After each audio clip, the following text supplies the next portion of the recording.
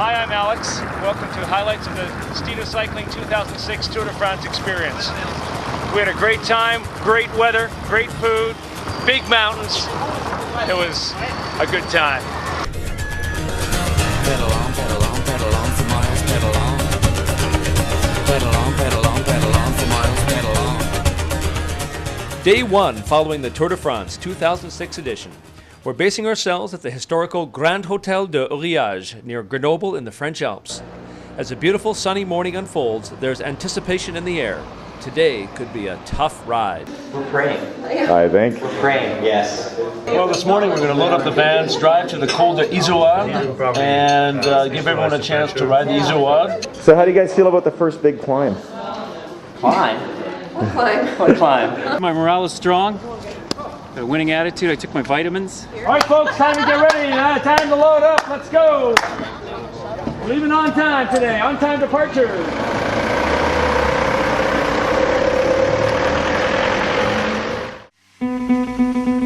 The Col de Izoard is legendary as part of the Route de Grande Alpe that goes from Paris to the Mediterranean. It's one of the out-of-category climbs in the 2006 Tour, rising 1,200 meters or 4,000 feet, and it's our first challenge, all 15 kilometers of it.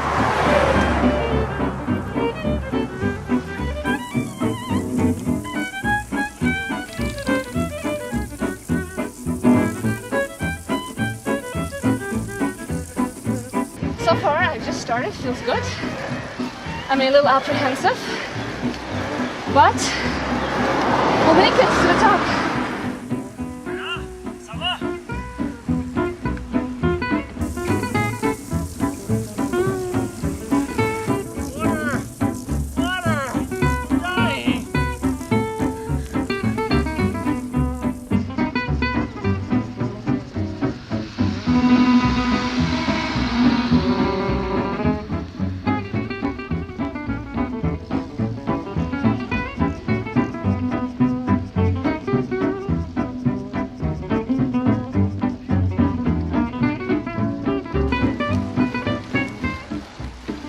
So tell me about the ride so far. Oh, eating water. Feeling good?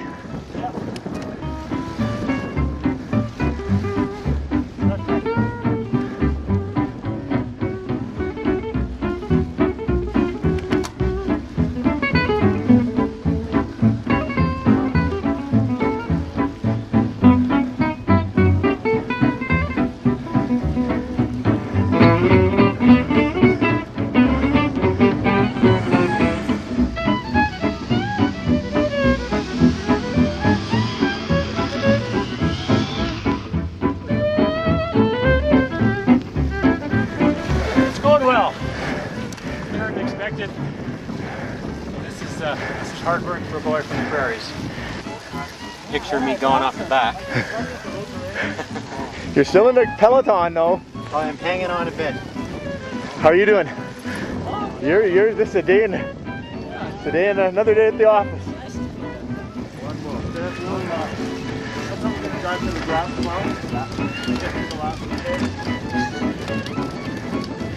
Oh la la.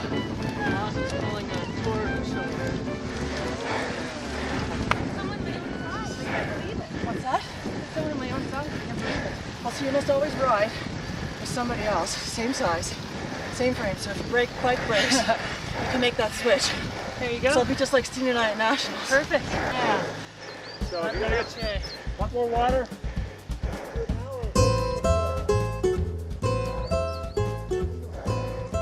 How you feeling? Good, how are you? Good. Just when I softened up, I see a 12% sign coming up.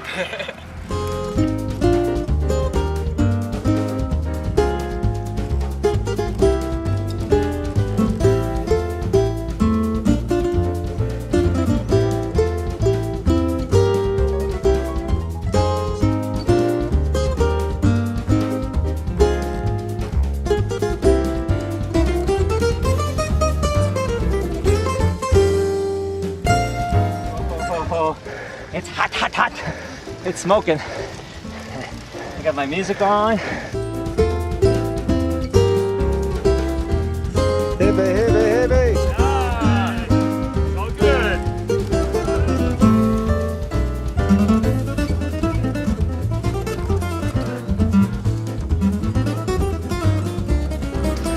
guy said you came past me.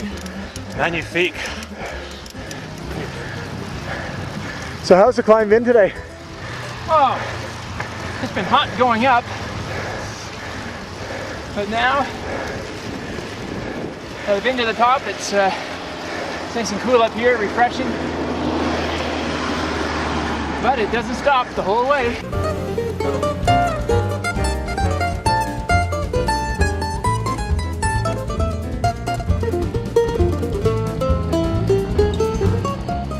One of the most important things to remember on a climb, keep drinking. Most choose water, but there are other options. It's good, eh? They say in France, the wine gives you strength in the legs. What you do with strength in the legs from the red wine. It's got to be red. Not there yet? Very close.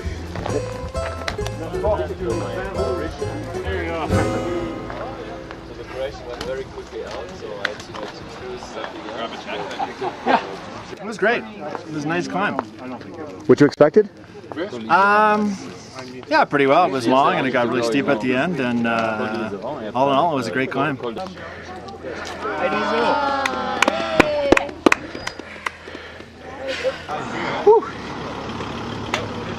I'm letting you guys have these early stages. Good. So I can We're be strong. never holding up because we know we got a heavy day tomorrow. Yeah. Right, Gil? Look at that, eh? I think we need a picture of us over by the top there. Squeeze it together, guys. By the man. Close in. I don't think I want one of those.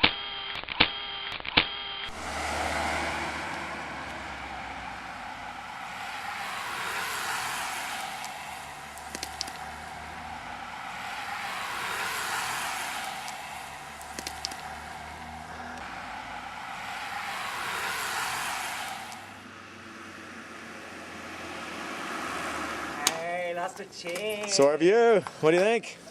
It's good. Yeah, it's great. There's transmission oil on the road and people strewn all over the place. It was excellent. Absolutely. How fast do you figure? I think we got to 79.9. Woo! How about you? How'd you enjoy that? That was really cool. Awesome.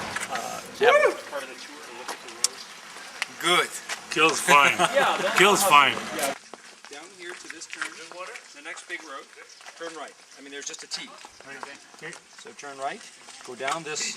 It's you know it's down this this gulch here. You know, I mean it's falls flat downstream. There's a town called Guillestre. Okay.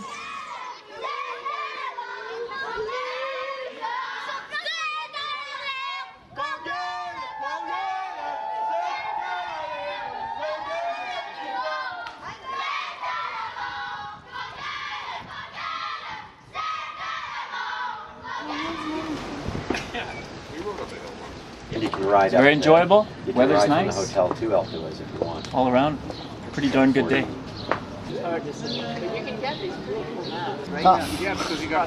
Good. Good, on top. You have to keep some energy for tomorrow. If Gil passes me, it won't be for more than a second.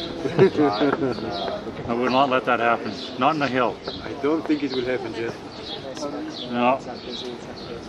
For me, it was long and steady.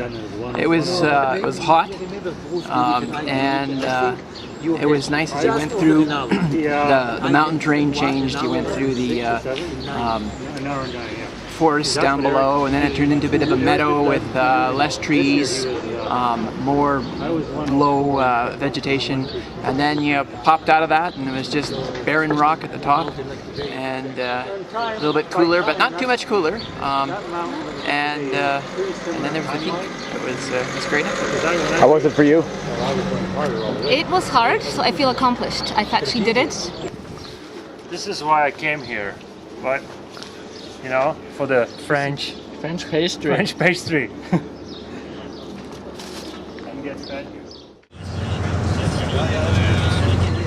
Monday is a rest day for the tour, but not for our riders. We're challenged by 3 big climbs, the Galibier, Telegraph, and some say the hardest of all, the Col de Glandon. We start the ride at the top of the Col de Lauterre.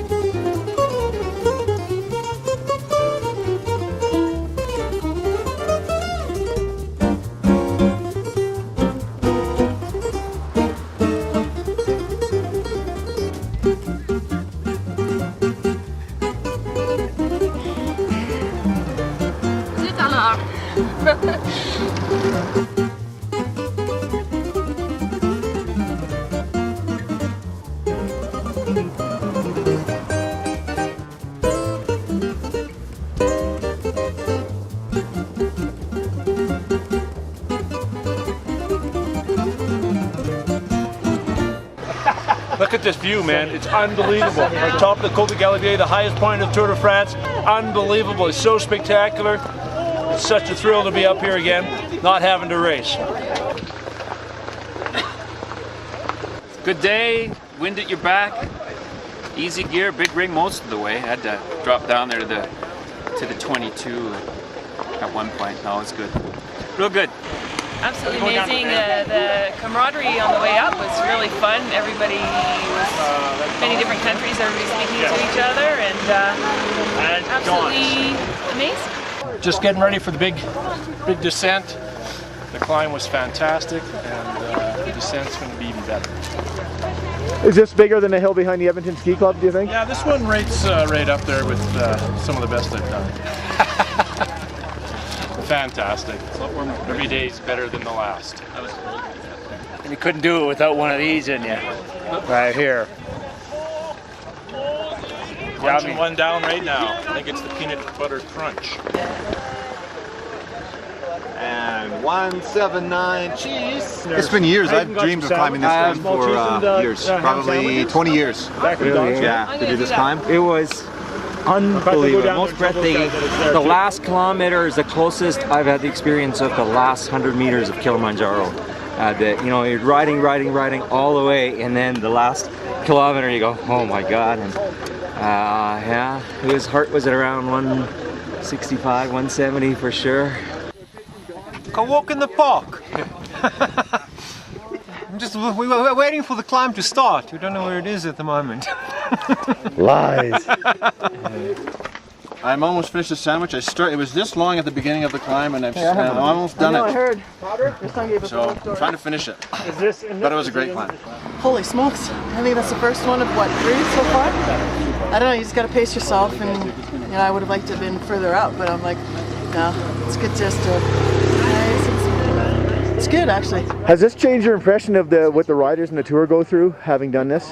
I couldn't imagine. I couldn't imagine, because they go, what, half again as fast, or twice as fast? And I mean, I'd probably have to lose about 80 pounds if I even wanted to contemplate keeping up, and I'm just like, I mean, that's talent right there at its finest. That's amazing. So. Okay, so just some quick and dirty cornering tips. You want to be in the drops, so you can use both brakes equally before you turn. And I'm looking ahead of me where I want to go in the turn, not where I am in the turn. Is there going to be a test? Lean the bike into the turn, look ahead. One hand.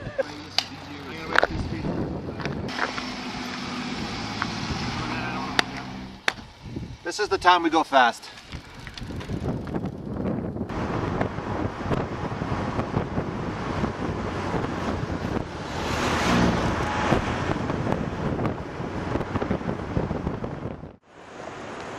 You are a climbing monster. Hi, La Reine.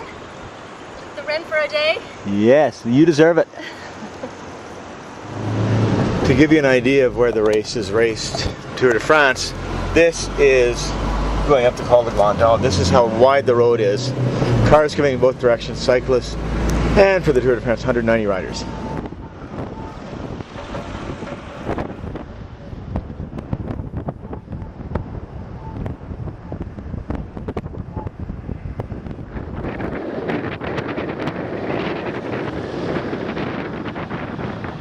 How you doing?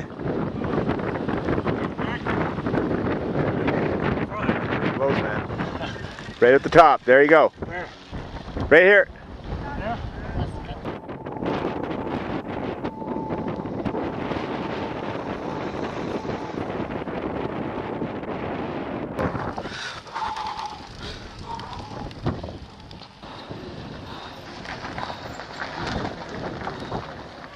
I have no words. I knew it was going to be a long day when on the approach, we just kept going down and down and down and down and down and down and down. And I thought, well, this is bad news because we'll just have to go back up. And then the pavement started to melt. That was particularly that was a bad spot, I thought. Did you ever think when you were watching the Tour de France that you'd be riding these mountains? I didn't think so, and I have what an appreciation for what those guys do. Holy cow. I mean, the last 4 or 5K of Glendon is 10 to 12%. And it is steep. Oh, great day. I couldn't have done the last climb. I was happy for the van. but then no one did the last climb except for Curtis. And Kathy and Dave. They did a great job. Yeah. Normally when I say one of my favorite holiday quotes is, this is like all of our holidays. Start off hard and then gets unpleasant. Yeah. So I think we're right on line with our holiday plan so far. Everything seems great. Yeah, that was thoroughly unpleasant.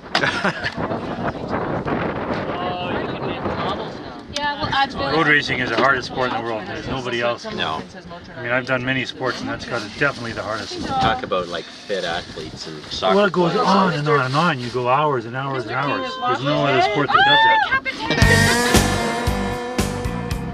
It's always nice to find a little bistro on the way home that caters to bikers, but it's not always the pedal kind.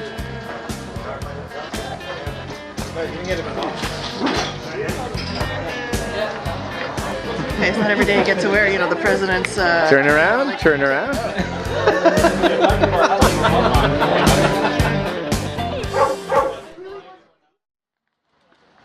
Thank you. Another perfect morning, Tuesday, and the start of what was for many the biggest day of the trip. We'd climb Alpe d'Huez on the day of the race and chopper back to our beautiful hotel at Uriage. Upwards of 600,000 people would be on the course, so it was a party all the way. Nice little warm-up ride.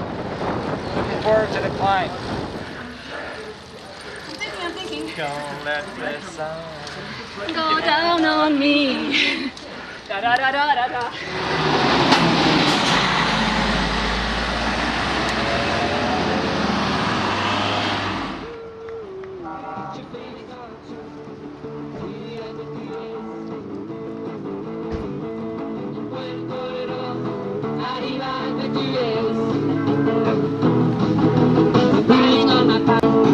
And I'm going all the way.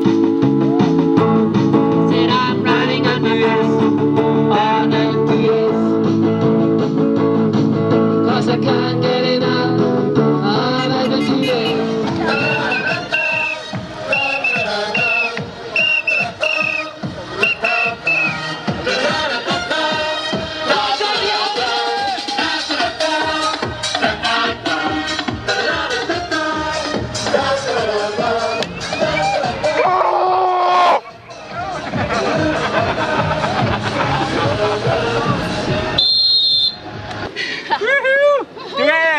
Still singing! And singing!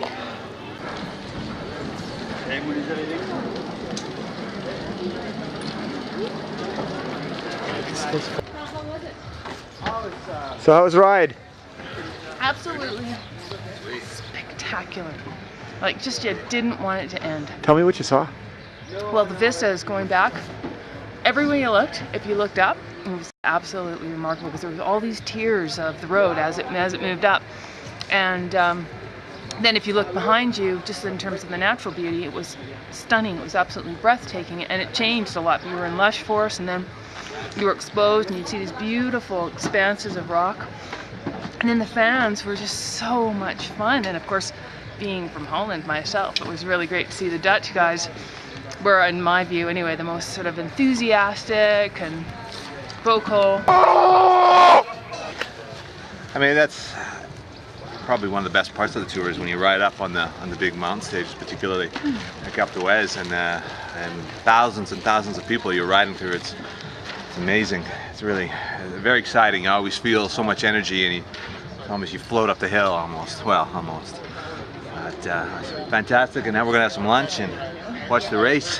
Maybe a little nap. After riding up Alpe d'Huez and feeling the pain ourselves, we're waiting for the riders to come up to the top. They're just starting Alpe d'Huez, watching it in a bar, and in about 10-15 minutes we'll go out and get on the rail and watch them go by to the finish. Schleck comes home the winner today. This is the moment I think every professional cyclist dreams of, to win at the top of Alpe d'Huez. Make sure that Cunego hasn't also sprouted wings, and then begin to celebrate. When you make this left-hand corner, and people have fallen off doing that, you line up for the uphill finish, and you race to the line, and you fall into the arms of your waiting supporters.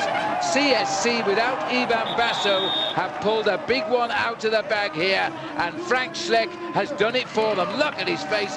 Time to zip up and wave to the crowd. Cunego will have to be content today with second. Frank Schleck, the winner at 26 years of age.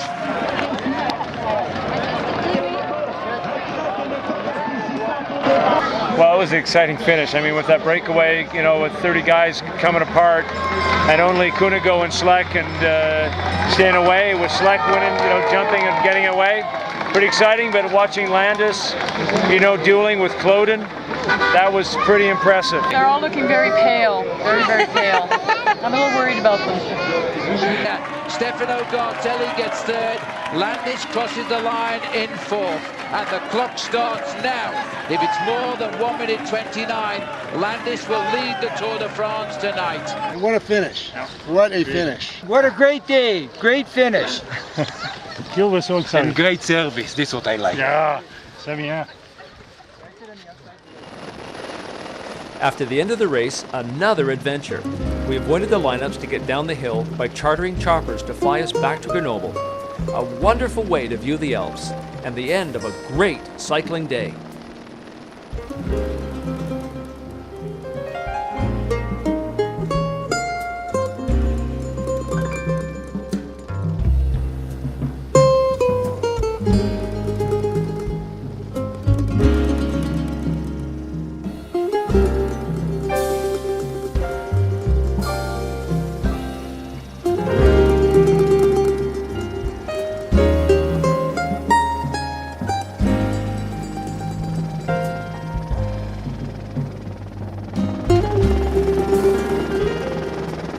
Wonderful ride, very, very nice scenery. That's a nice way to end the day.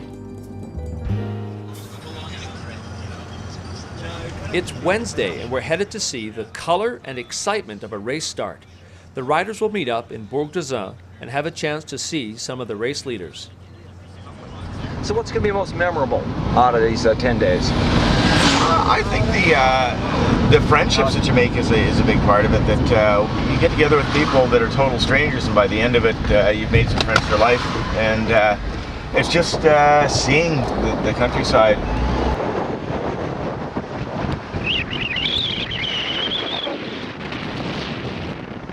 Hello.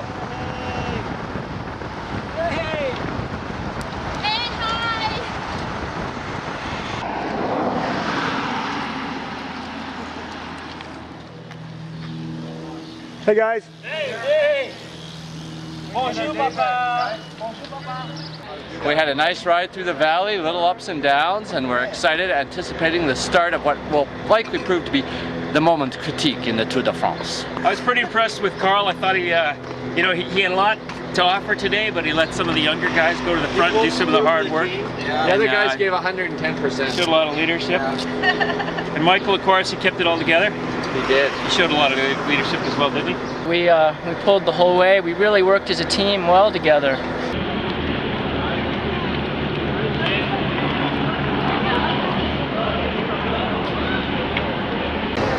Today with the start of Bourg d'Azun, one of the toughest stages of the Tour de France, and we're outside of the, gonna wait outside the team Discovery bus and see if we can get a Lance sighting.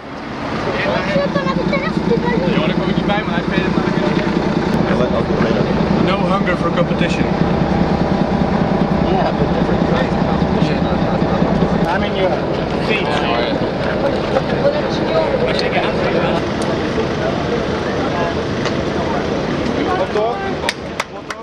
The Tour is one of the last places in sport where spectators can mingle with professional athletes.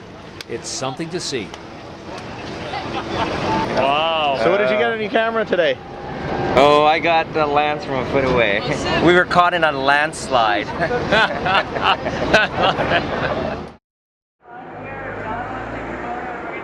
I'm at Annecy, Lake Annecy, and it's beautiful, and I'm hoping to go around the lake, not completely, but a little bit on my bike today. Beautiful. But Alex will take me on some other adventure, I'm sure.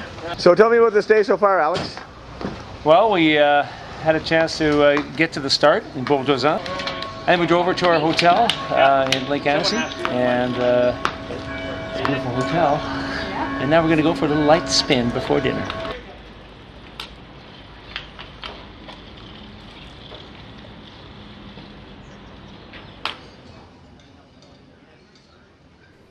Our new home, the Imperial Palace Hotel and Casino in the resort city of Annecy. A beautiful, warm evening provided the backdrop for our daily awards. I think she's now has been officially welcomed to the road bike game. Yalla. La reine de la montagne.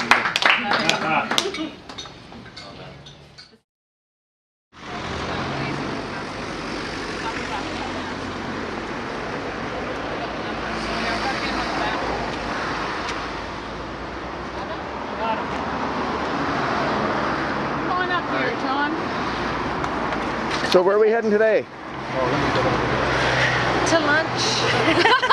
I am la reine de la montagne because I own the mountains and I tell them how to take me up. And you have? And I have the policemen. These would be the eyes in the back of my head. They're keeping law and order in the group. That's right. And you are wearing? The crocodile. I'm going to sweep up any that fall behind. The carcasses. I feel great, and since I've had to give up my reign as Queen of the Mountain, I can just relax and take my time. Thursday, another beautiful sunny day in France, and an exciting ride ahead. We'll catch up with the tour and watch the racers power up the historical Col de la Colombière.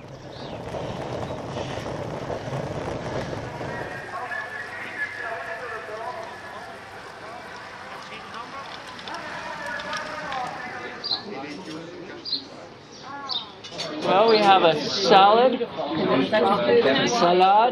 avec champignons chauds et noiseaux, nuts and warm mushrooms from the forest, with nasturtium right from her garden that apparently I'll be eating.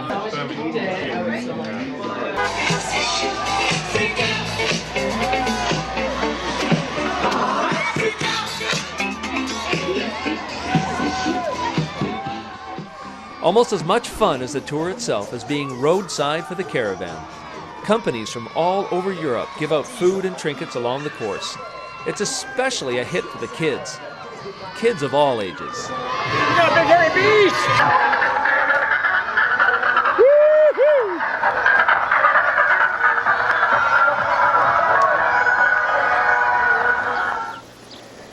So where are you heading, Jay? We're cutting some switchbacks. Garth here has got a little pioneering experience. He said follow the stream. Follow the stream up. It's the good way. Lorianne's off the back, but she'll close. She'll reel us in. There she goes. She got the hat back there.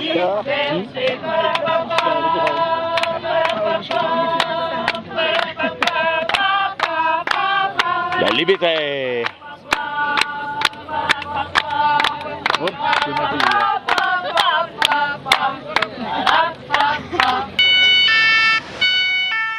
The highlight of any day shadowing the Tour de France is to get this close to the race, to witness the sights and sounds of the most spectacular bicycle race in the world. That was close. I felt the wind.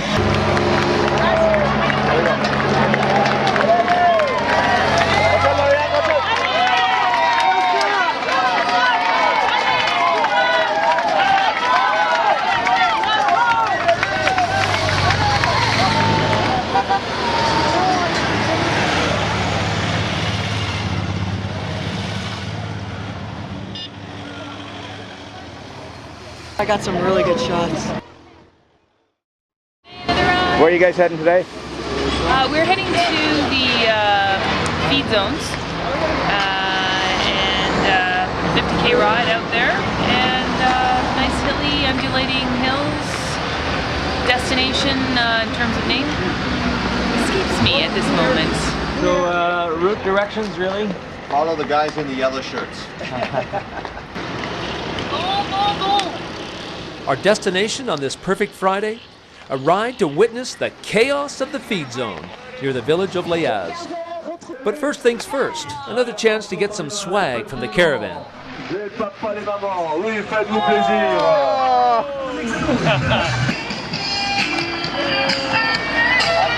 I've had them before. I got one! Oh! What did I get? When you get one of these things, it makes your day. Makes your day at the Tour de France. No question about I've had these before. You know the cheese that we have at home? Yeah. This is nice and mild and not salty. It's beautiful. Whoa!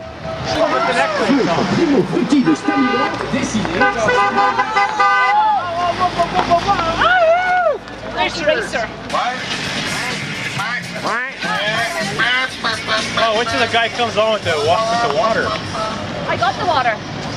I got two things here. I just got the lovely pink and white hat, which I think is going to be perfect later this afternoon. Yeah. And a lovely necklace, as you can see. I don't know what it is, but for that special woman in your life. Exactly.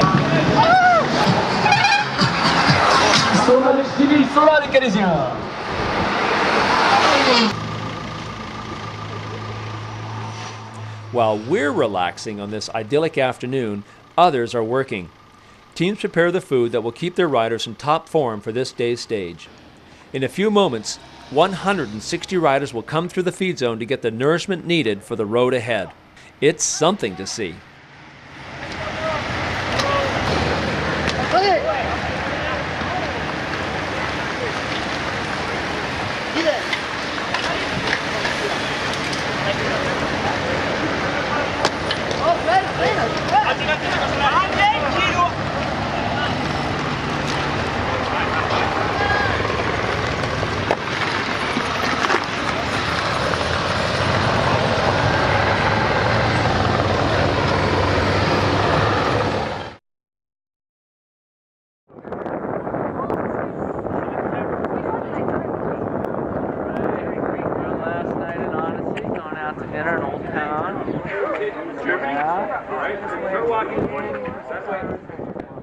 It's our last night in Annecy, and to mark it, we walk to a beautiful restaurant in the ancient city.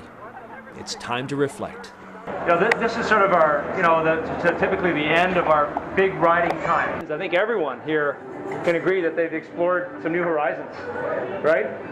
Yes, agreed? Yes, sir. In a bunch of different ways, and I think, it's really, that's what I really enjoy about these trips is helping people find those new limits within themselves. So here's to everyone here, here's to exploring new horizons. Cheers. Cheers. Everyone stand to the left of their bike. In 2 rows. We're going to have people crouching down. Yeah, if you can take your glasses off, that would be good. See, whenever I'm alone, I tend to brood. But when I'm out on my bike, it's a different mood. I leave my brain at home, get up on the saddle. No hanging around, I don't diddle-daddle. I work my legs, I pump my thighs. Taking the scenery, passing me by. It makes me hot, it makes me hard. I never thought I could have come this far. Through miles of mountains, valleys, streams. This is the right stuff, filling my dreams. So come on, get up on your bike and go on. Get up on your bike and pedal on, pedal on, pedal on for miles, pedal on. Pedal on, pedal on, pedal on for miles, pedal on. Warming up here before the last stage. We're going to set up Alex, I think, we want him to try to relive some of his former glory. And so the guys are working it up. It's a little surprise for him. We've entered him in the race for the last stage. Actually, we only started on the second last lap, so we've got a pretty good chance of finishing last. So I think we'll be good, though. Alex is psyched for it. He doesn't know the full extent of the plan. Actually, we paid off most of the peloton, except for Rasmussen, who's going to lead up through the last couple of corners for us. So I think if we stick close on him, we'll either be in the hospital or we'll get it. So that's our plan for today.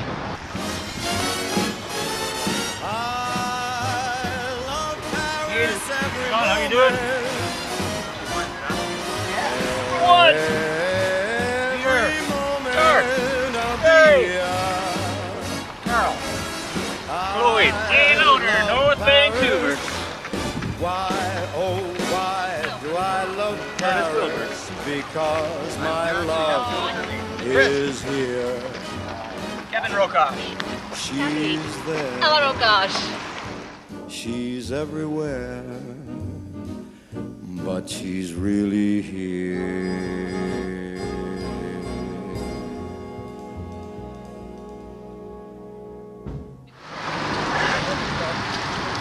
Here I am, riding into my 40th birthday in the fall. 20 years ago, watching the tour on television, I would never have dreamed I'd be here.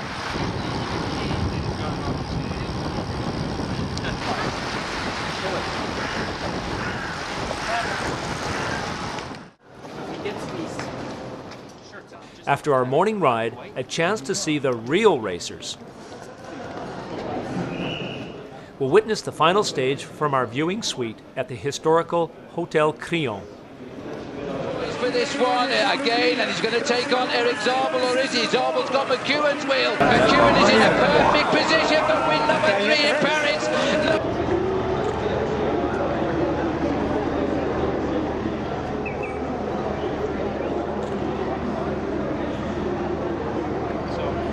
To the riders finishing the tour.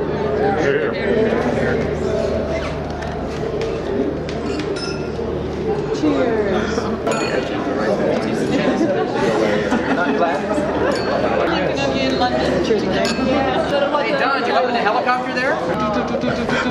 Don't breathe. Zabel's got McEwen's wheel as he tries to get the lead out for the line now. McEwen is in a perfect position for win number 3 in Paris. Nobody gets across this man. Hushop chases him hard. Robbie McEwen may have gone a little bit too soon. He tops and tails the Tour de France to Hushop. He wins stage 1. He wins in Paris, and McEwen will get the green jersey. What a finish! Well, much he won by. That was a monstrous beating of Robbie McEwen. In fact, the sprinters were ruined a little bit there by those late attacks. Where Thor Hashvold, I think that's his name, won the sprint, and here we are with all the buses looking for people to see if we can find some, get some autographs. I saw a naked lamprey guy.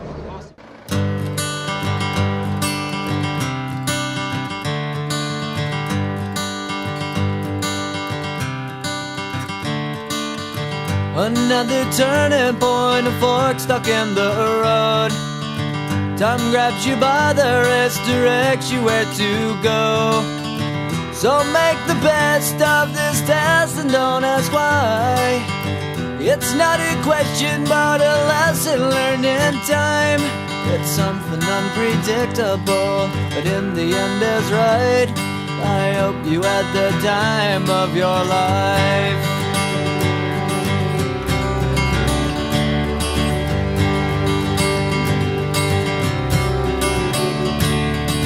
So take the photographs and still frames in your mind, hanging on a shelf in good health and good time. Tattoos of memories and dead skin on trial. For what it's worth, it was worth all the while. It's something unpredictable, but in the end is right. I hope you had the time of your life.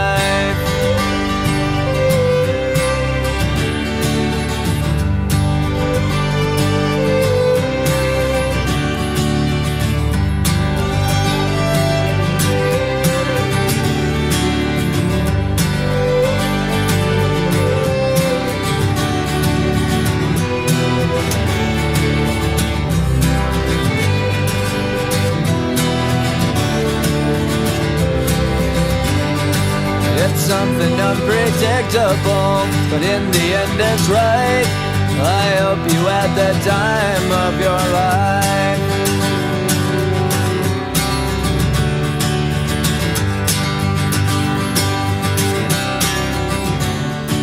It's something unpredictable, but in the end is right. I hope you had the time of your life.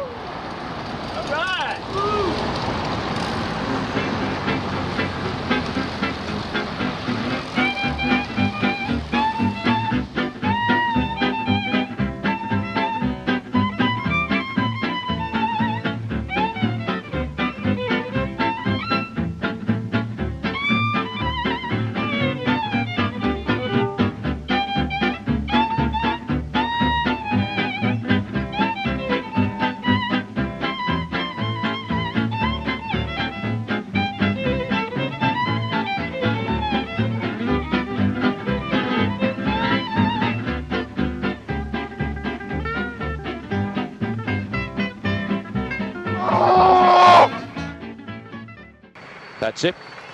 0 kilometers, and that is now the start of the Alp.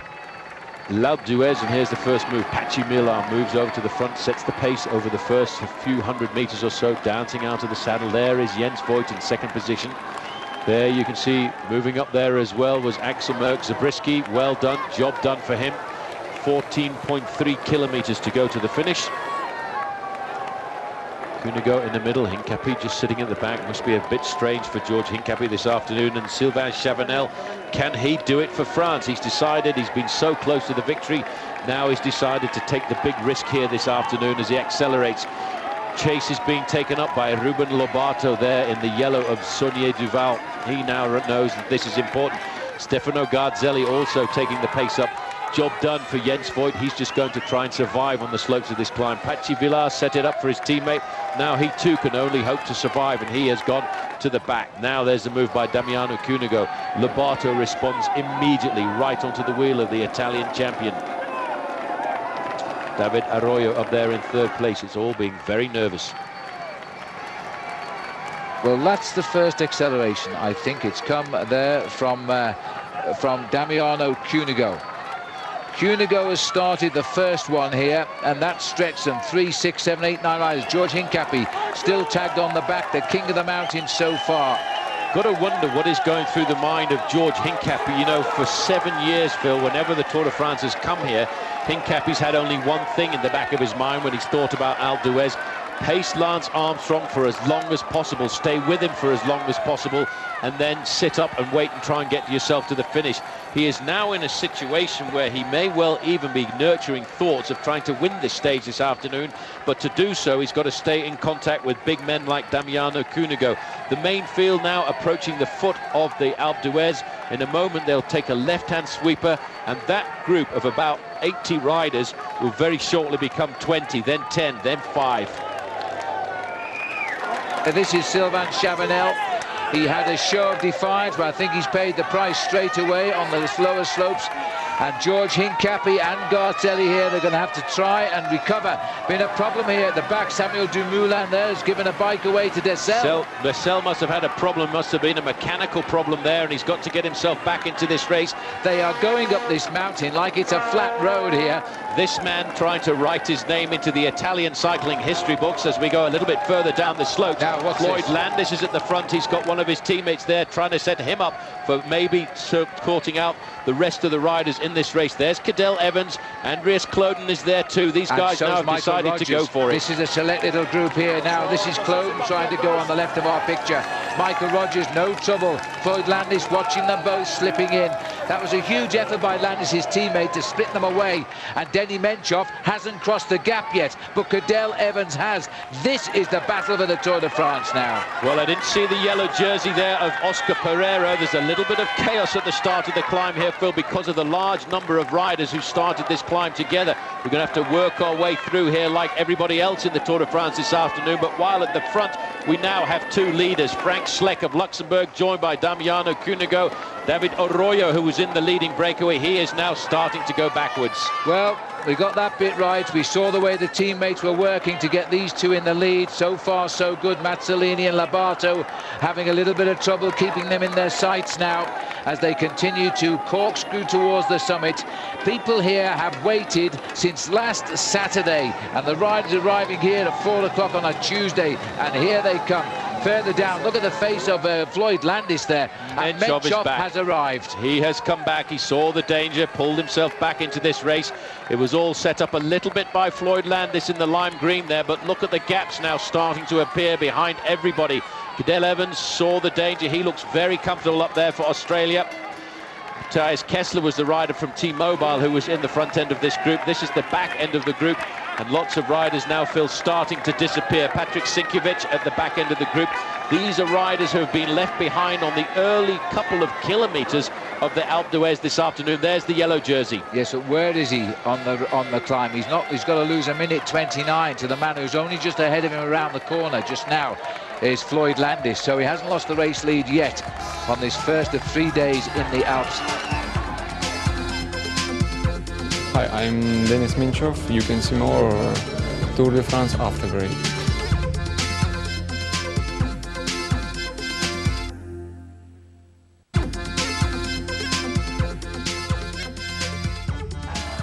Welcome back. Still over 11 kilometres to climb on Alpe d'Huez. Damiano Cunego and Frank Schleck are trying to stay away for the stage win. Behind them, Landis, Kloeden, Rogers and Menchoff are disputing the race overall. Floyd Landis is waiting here. Landis is in a terrifically strong position now, and Menchoff, I don't know where he's gone, but he must have unhooked. This is amazing. Landis can win the Tour today if Menchoff has gone.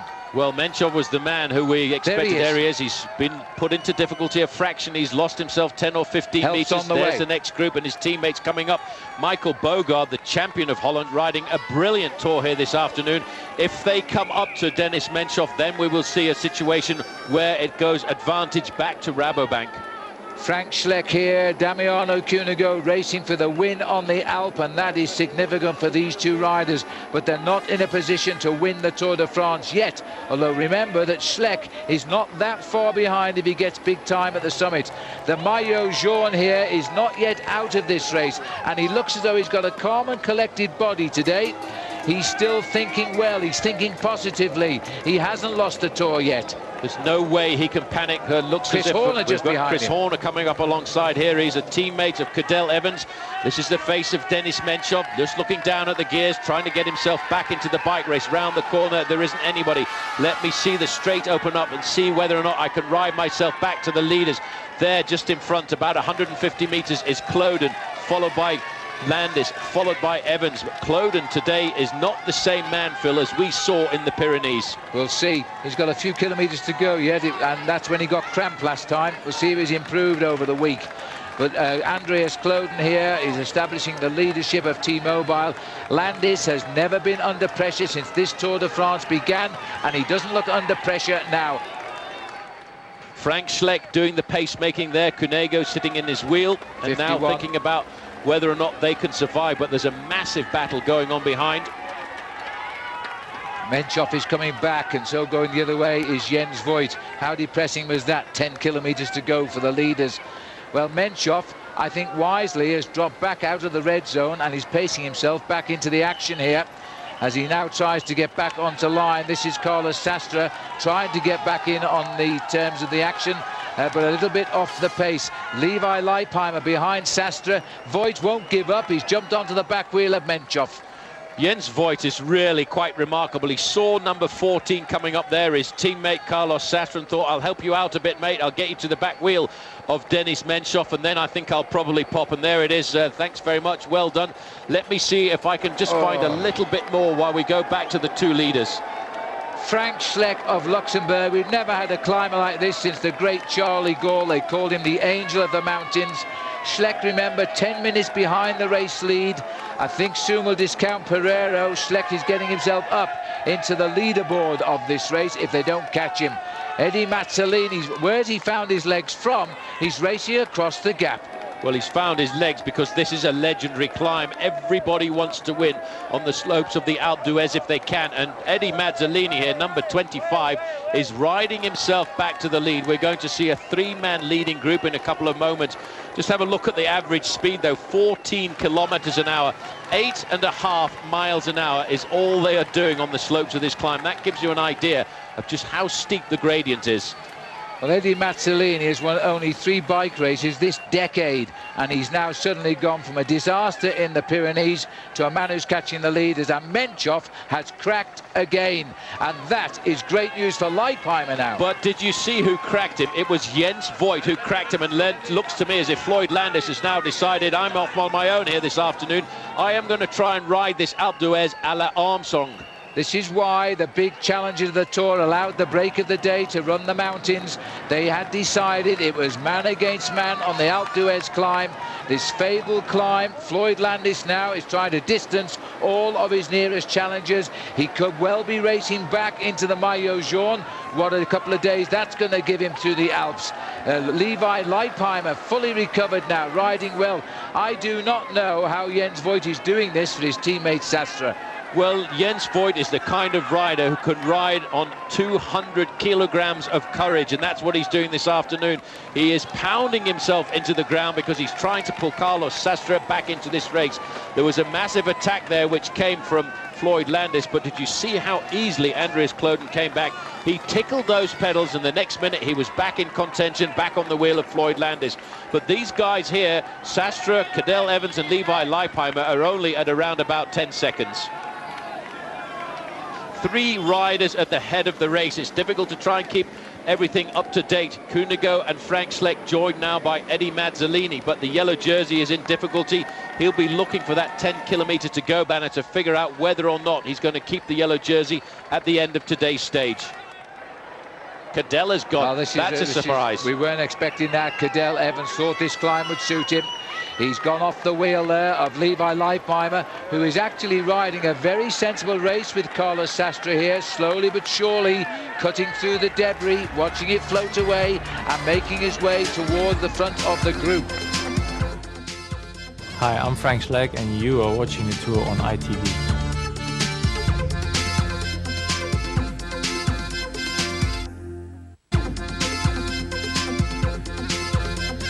Less than 8 kilometres to the finish at Alpe d'Huez for the 3-man group. Frank Schleck, Damiano Cunego and Eddie Mazzolini. 2 minutes 20 behind them, the group containing Andreas Klöden and Floyd Landis, racing to be the new yellow jersey.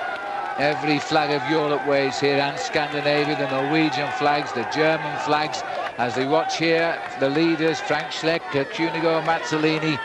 And the only man who's gaining real useful time is Frank Schleck at the moment, but they are coming on the mountain.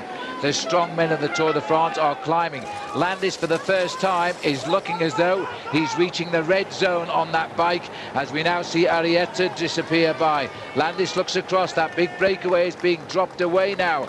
As you see Landis looking for help here, and Klöden will give it. As they race away from the camera, Landis and also Klöden, look at this, Sastre is closing, and so too Levi Leipheimer. Leipheimer looking very comfortable, must be ruining the day that he had a bad performance in the individual time trial, ruining the day that he cracked a little bit on the first Pyrenean mountain stage, but since then he really has looked like a real solid leader of Team Gerolsteiner.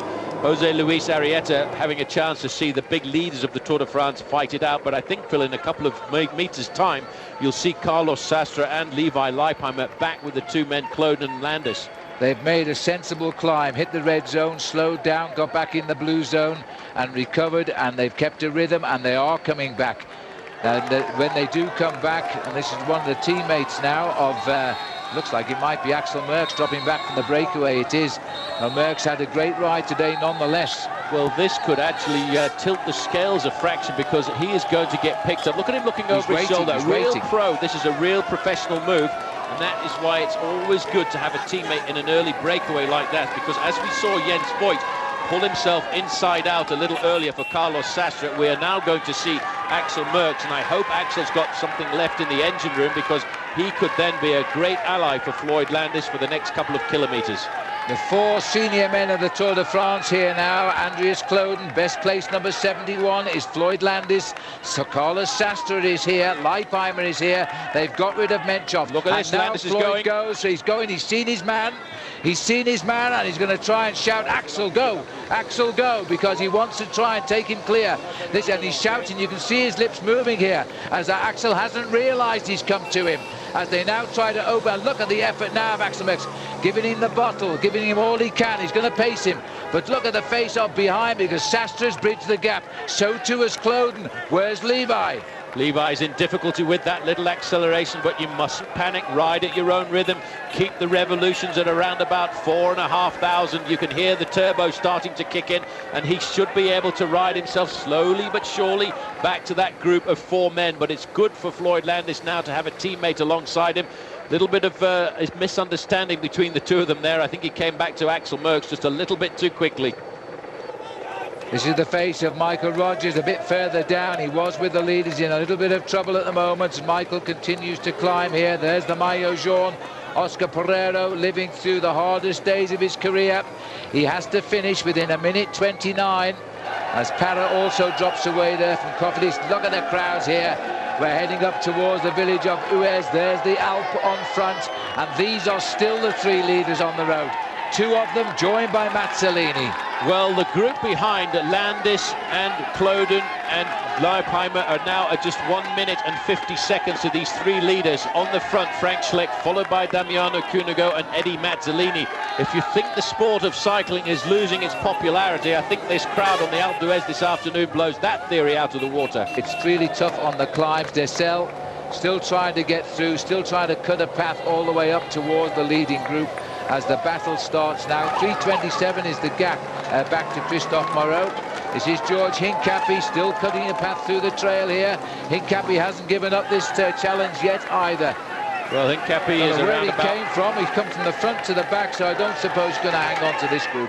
Well, he's going to look across there, look at his former teammate. They rode together for 3 years, shouldering Lance Armstrong to victory in the Tour de France. And this afternoon, Hincapie will try and get onto the back seat of this train Grand Vitesse this afternoon, because this is the high-speed train of France. Hincapie picks it up a little bit there on the back in the blue jersey to stay in contact. But what's important now is to know exactly where the yellow jersey is. He starts the day with 1 minute and 29 seconds advantage over Floyd Landis, but we don't have a time check at all on exactly where he is. Jose Luis Arrieta, he's actually going backwards as well. Well, the Norwegian flag flies here, the Italian flag is flying, the heroes are coming up. George Hincapie sadly is going back right now. A long breakaway for him, not going to be victory on top of Alpe d'Huez as he now looks over his shoulder and is losing ground. Out up front now, Floyd Landis is trying to consolidate a first position in the Tour de France, and Merckx is still helping him here. Leipheimer, Kloden and Sastre are with him. Meanwhile, the former race leader, number 35, Dessel, is still trying to fight his way back in, and he's making progress because he's now passed the Rabobank national champion, Michael Bogart. Well, this man had such bad luck at the start of the climb. In the first kilometre of the climb, his chain came off. He was helped by his teammate, Samy Dumoulin, to get the chain back on, get back into the race, and he's ridden all the way through the drop riders and fought his way back into this race. He really is a rider who's been transformed by wearing the yellow jersey. It is now a battle of 3 riders out in front. The battle for the race lead is amongst the 2 Phonak riders, and behind is Cyril Dessel trying to be dragged up to the leaders. The 3 leaders, the parting of the ways here now. Eddie Mazzolini is a big danger to me. He's not really helped these 2, yet he caught them. I'd be very wary of number 25 right now. I certainly would. We're looking now at the banner saying 5 kilometres to go to the finish. These riders not really a challenge, Bill. 10 minutes behind for Schleck, 18 minutes behind for Cunego, and almost an hour behind for Eddie Mazzolini, as everybody is battling here to pull themselves back into this race. There's Martin Brun there, who is the chief referee, and this looks to me as though Dessel is getting himself back into the action here. He's coming up on the groups as he cuts them off one by one. This is the man who tasted the yellow jersey, and Floyd Landis took it off him by 8 seconds. He's now raced back up to the yellow jersey of Oscar Pereiro. He's going to join him. Pereiro now with Michael Rogers as well. This man continues now to ride like a champion. The road is uphill, and I think it's a false gap here. I still think the 3 leaders are holding this gap. But this is a fabulous piece of pace-making by Axel Merckx as he drags them all up. Landis is sitting there. If they can get those 3 leaders, I wonder if Landis has the energy to break away. Kloden is looking very, very good off to the right. Leipheimer is also cool now. He's got back up here. Cadel Evans has lost ground here. No news on Cadel. We've simply run out of cameras to go and find him. Race radio just crackled through there. Actually, Cadel Evans is just 15 seconds behind the group containing Floyd Landis and Andreas Kloden. These guys having a little bit of a chat. Come on. Cunego's fed up of Mazzolini just sitting there, having caught him with the legs he's obviously got and not helping, and he's gone back to have a word. They're both Italian, don't forget. There's an attack by Kloden. Look at the grit of the teeth by Landis. Another answer here. Big effort by Kloden, and I don't think there's much of an effort by Landis. He seemed quite cool. Now they're getting rid of Mazzolini. If you won't work with us, we're leaving you behind. Damiano Cunego wants this afternoon. He doesn't want to drag anybody to the finish line at the end of today's stage. Andreas Kloden now knows that he's got a little bit of a gap, but just a little bit further back. Denis Menchov is climbing himself back into this race with Cadel Evans on his wheel. The leaders now, Phil, are going through the 4 kilometre to go point. Nobody into this Tour de France who will give up. These boys are fighting to the limit today. This is a superb battle of the Alps. Hi, I'm Maxime Merckx, and you're watching the Tour de France on ITV.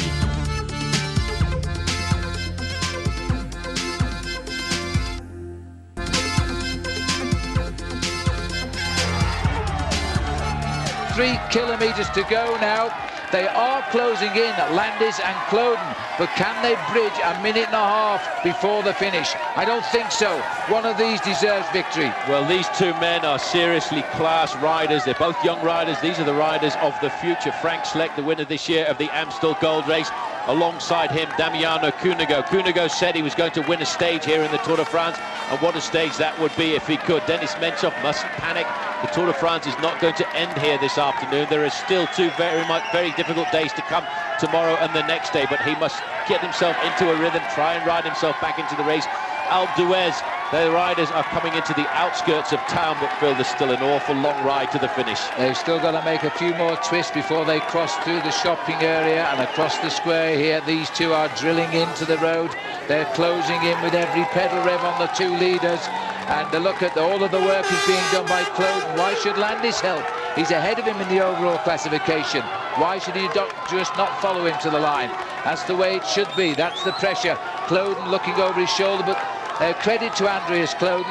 He's not expecting any help either. He is not expecting any help. He knows he has to get rid of Floyd Landis if he wants to win the Tour de France this afternoon. Menchov's face tells you how hard this climb is. Race situation, the summary at the moment. Frank Schleck and Cunego leading ahead of Eddie Mazzolini. The next two men on the road are these two men, Cloden and Landis. A little bit further back Merckx, and a lot further back this man here, but he's now got his teammate Rasmussen. This might be the turn this guy can climb. Michael Rasmussen has climbed right up from the back here to try and give Menchov a leg up, and if Menchov can hang on, this race is far from dead even today. What an incredible battle. We've never seen a battle like this that I can recall on the mountain. Those two leaders are not safe yet, Schleck and Cunego. And Cloden is riding. Here's help falling back because Mazzolini now, this is incredible. How many teammates are there that keep falling back, looking for their team leaders, giving them all they can till they can't give them any more? He will feel a boost to his morale now, Andries Cloden, to have Eddie Mazzolini alongside him. The distance between the two leaders and the group Cloden-Landis is now just down to 1 minute, and it's a further minute back to the yellow jersey. He's still holding on to his overall lead, but it is oh so very precarious in the final couple of kilometers. No one has saved anything for the two horrendous days ahead in the Alps. They are giving everything today, and the Maillot Jaune is still there. Schleck is gone. This is a huge effort by Frank Schleck to win for Luxembourg. In the true tradition of Charlie Gall, he's grown his wings, and Frank Schleck has cracked Damiano Cunego. Well, he knew that the only way he could win the stage was to get rid of Cunego, because Cunego is the fastest sprinter of the two riders, and he really is floating away. Look at his face. That is an effort. That's a huge effort. He's kept it going out of the saddle like a track sprinter. How much have I got? And now he'll see the banner here, which will say just 2 kilometers to go. It gets slightly easier for a moment. Slightly easier for a moment. It levels off for about a kilometer or so, but he knew he had to get that gap. Look at his eyes, looking up to see if he can see the summit of the climb in front of him, starting to concentrate. But Cunego will not give up. Cunego may well have the chance to recover when we get to the flat part of this course. This man now must consolidate on his lead, but we're picking up all kinds of riders here. We've got Eddie Mazzolini pacing Cloden, pacing Landis. Ruben Lobato is there as well. We're looking a little bit further down here, the yellow jersey. He's caught up with the polka dot jersey. Simoni has come up from nowhere as well, showing the signs that he's recovering for the mountains. Maybe a win for him in the next couple of days. Cadel Evans is locked in with the Maillot Jaune. The Maillot Jaune, if he loses the lead tonight, he'll still be a challenger. He will still be a challenger because he's ridden superbly here on the slopes of the Alp. Eddie Mazzolini now tapping out the pedal revs for his teammate behind him there, Andreas Cloden. Floyd Landis doesn't look like a rider who's been challenged at all. They've been joined, or they have joined, Stefano Garzelli and Sylvain Chavanel, who are trying to keep themselves in contact, still thinking of a high place on today's finish this afternoon. But in the front, it's Frank Schleck who's got the advantage. He's got around about 5 seconds lead over Damiano Cunego. Look at that face. You can read pain written all over it. 26 years of age, Frank Schleck. He's only won 3 races.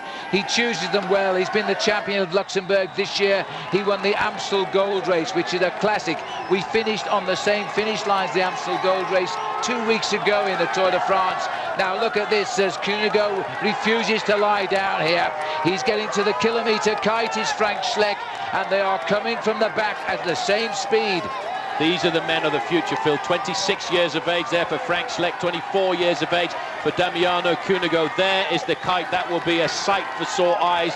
He will know what the run into the finish line looks like. He's been here, he's checked out the course over the early part of the season just to know what it's going to be like. When he goes through the kilometre, it levels off a fraction. He goes around a roundabout, and then he knows he's got the flat part of the course past the town square, then the famous left-hand bend before you then see right in front of you the finish line. I tell you what, it is not an easy finish line.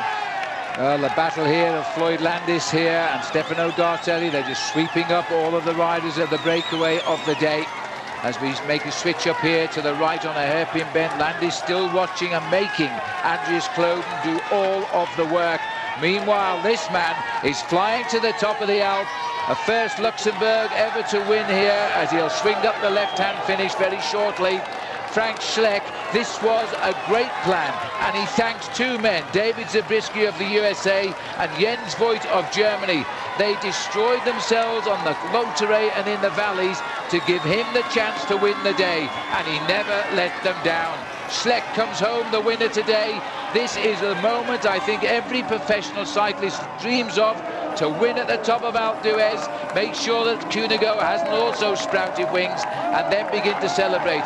When you make this left-hand corner, and people have fallen off doing that, you line up for the uphill finish, and you race to the line, and you fall into the arms of your waiting supporters. CSC, without Ivan Basso, have pulled a big one out of the bag here, and Frank Schleck has done it for them. Look at his face. Time to zip up and wave to the crowd. Cunego will have to be content today with second. Frank Schleck, the winner at 26 years of age. Well, he looks over his shoulder now. He knows he's got the making and the beating here of Damiano Cunego. Cunego, I think, a little bit upset. He just could not respond to that acceleration of Frank Schleck. But don't forget that name, Phil, because that name, Cunego, is going to be a star of the future. Now the big battle is what we're going to think about next. This is the group containing Floyd Landis. We'll start the clock when Floyd Landis crosses the line, and we'll have to wait and see whether or not it's going to be 1 minute and 29 seconds. And that's the most important thing for Floyd Landis this afternoon in this group, still being led by Andreas Kloden. Look at Bjarne Riis, so happy with his man there. But I'll tell you what, Landis should get third here. But watch out for Stefano Gartelli, the man that topped the Iswad first is right there. And it's been a great ride by Gartelli, but can Landis sneak a bonus? It's a tough sprint, but he's going to have a go for this. Kloden would like to take it, but I really think Landis has got to try and take this one. He needs every second here. Not everybody in the Tour de France has taken defeat in the face today, and Gartelli is going to take him on. The man of the mountains comes clear. Stefano Gartelli gets third. Landis crosses the line in fourth, and the clock starts now. If it's more than 1 minute 29, Landis will lead the Tour de France tonight. Well, we made a quick calculation. If we keep looking at the clock, it has to say 2:39 when the yellow jersey comes in. If Floyd Landis is going to take the overall lead this afternoon, we're up to 1.5 minutes. Here is Carlos Sastre coming in. A good ride by him. He'll move up in the overall standings this afternoon. But where is Levi Leipheimer? There he is in the pale blue, ridden up at his own pace. What a great day for this man. I didn't think he could climb quite that well, but the ride of 6th overall in the Tour of Switzerland was an indication that he was a good climber. Levi crosses the line at 1:50. We're still now waiting, Phil. This is the yellow jersey. The time on the clock we need to look at is 2 minutes and 38 seconds. He still has 40 seconds to go to the finish here. It's going to be very, very close. Boy, we've gone back to the Pyrenees. The battle between Dessel and Floyd Landis. Deja vu. Now it's Floyd Landis and the Maillot Jaune. As they continue to finish, it looks as though it's going to be touch and go. 2:39, and the clock will tick by at 2:18. Finishing Denny Menchov and Rasmussen. They've lost a bit of ground today. Landis is going to be in yellow. He swings into the straight and he's got to kick it. 9 seconds to the line. He's sprinting. He's not going to give it away. It's as if he knows what he's looking at. 6, 7, 8, 9. Now it's 1, 2, and it's counting in favour of Floyd Landis, who has become the leader of the Tour de France tonight. But hats off to Pereiro. He rode great. 10 seconds he's out by.